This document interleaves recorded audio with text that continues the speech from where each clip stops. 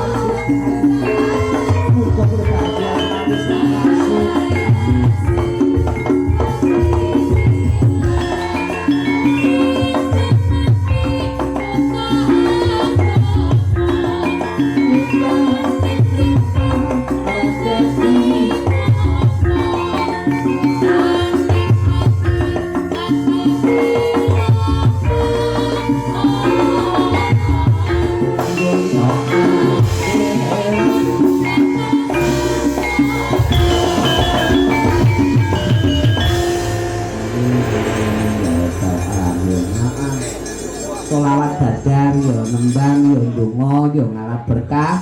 Muga-muga apa sing dadi lokasi sing kagungan dalem penjane Pak Nggone sak keluarga bisa dijabahi dening Gusti Allah Subhanahu wa taala. Amin. Amin. Iki nggone awake dhewe suwan lubripun mapan wonten ngarsane warga masyarakat wonten Gondang Legi Sutojayan. Ya. Nilai kok kolor kono ngidul kenceng tengah dalan mbok munggah titik rono kan ndogong to kuwi nek ora kleru. Wah, menika wonten pundutan tetembangan. Menika saking tuan rumah nyuwun gending menika putung manggung. Sinom Parijoto kalian sambal kemangi mboten kesukaan inggih menika Blitar kutha cilik ingkang kawentar. Waduh, nggih. Saking Pak Nggone sak keluarga. Menika pamundutanipun wong pawon. Lho, wong pawon iki tawa romlah. Rombongan olah-olah. Ya. Sedaya nyuwun gending menika kapilut. Ya, kepilut. Kalian podang kuning. Tidak lupa serampat. Waduh, nggih. Sampat utawa jamong, nggih. Menika setunggal Pak Dalang nyuwun gending antepe ati. Lah iki. Antepe ati iki ndi? Gus, tau lho antepe ati. Wo la la la la la la. Ya ora mudeng aku kene kalah. Ya nek la la la la ngono iso. Ya ngono bisa digoleke. Menika saking mebel Lor Gunung nggih Mbacem. Nggih terima kasih. Wah, antep ngati nggih. Lalu mereka mboten kesupen. Assalamualaikum warahmatullahi wabarakatuh kepada yang terhormat Ki Rudi Yanto. Waduh. Sasana Pagelaran. Iki kenal aku cedhek ketok weruh jenengku asli iki. Rudi Yanto. Ngono cacah ngarani aku Rudi Gabut mawon. Rudi Gareng. Kula nyuwun gending kula ninggal katresnan kalian Kembang Purbalingga. Oh, Purbalingga. Matur nuwun saking kula Bapak Santo Proswarang. Wassalamualaikum warahmatullahi wabarakatuh. Waalaikumsalam. Oh, Mbah Santo. Ini genah sing gawake layang di koplak iki. Proswarang tanggane. Nggih, Mbah Santo engko digoleki wektu sing prayuga sing baku matur sembah nuwun dulur-dulur iki. Sing bengi lubripun para rawuh juga terima kasih karo kadang-kadangku dulur-dulurku lanang para kanca-kanca seni kadang dalang kaya mau Mas Dani ya rawuh ya tenan kancaku dalang kene iki akeh kok ana Mas Hari Wasiat ana Mas Bambang ana meneh oke lah Ludaya kene oke ya kanca ning dhisik kendira ala beda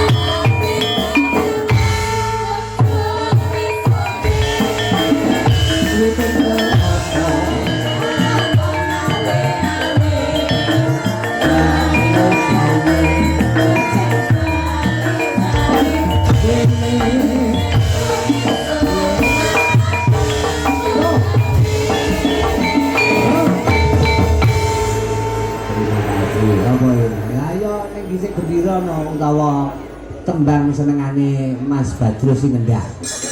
Apa perahu layang, dhek ndukene nggo perahu ngene. Umpama tari jagung nuruk saged Pak Badro, oh saged nggawa patung jagung. Oh,